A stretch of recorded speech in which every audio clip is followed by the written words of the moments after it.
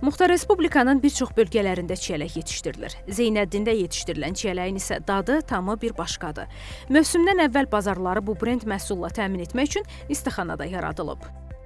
İndiyə qədər qış aylarında Muxtar Respublikamızın bazarlarını ölkəmizin digər regionlarından və yaxud başqa ölkələrdən gətirilən çiyələklər bəzəyirdi. Amma bundan sonra bazarlarımıza yerli məhsul çıxarılır. Hansı ki, öz dadı, tamı, ətri və təbiiliyi ilə seçilən Zeynəddin çiyələyi.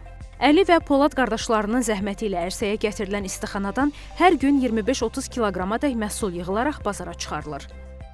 Keçən ildən istixana işinə başlamışıq. Şotlandiyadan kokopitlər gətirdirmişik, bunları da əkmişik. Bunlara daha gözəl və daha yaxşı olur məhsullar. Bazarda satışı daha gözəldir. Bu Murano Apelus sortudur, Victoria sortu var və bir neçə sortlar var. Torpağın bərəkəti, zəhmətin bəhrəsi açıq ərazilərdə də göz oxşuyur. Geniş sahədə becərilən kollar çiçək açıb, yaxın günlərdə məhsul verəcək. Həmçinin payızda yeni sahə salınaraq ərazi genişləndirilib. Məhsuldarlığın yüksək olması üçün bitkilərə mütəmadi qulluq göstərilir. İdxalın azaldılmasında mühüm payı olan çiyələk istixanası ilə yanaşı, açıq ərazidə də 1 hektar sahədə də çiyələklər becərilir.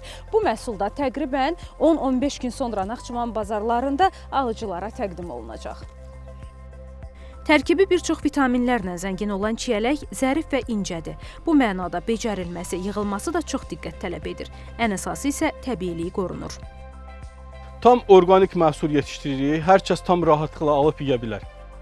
Ümumiyyətlə, çiyələk əkini xeyirli, gəlirli sahədir. Odur ki, təsərrüfatçılar bu qədim əkinçilik ənənəsinə yenilik gətirərək onu inkişaf etdirirlər. Kənd sakinlərindən 15 nəfərin sözü gedən təsərrüfatda çalışması isə məşğulluğun təminatına dəstəkdir. Hafizə Əliyeva, xanım Rüstəmzadə, Namiq Abbasov, NTV Xəbər.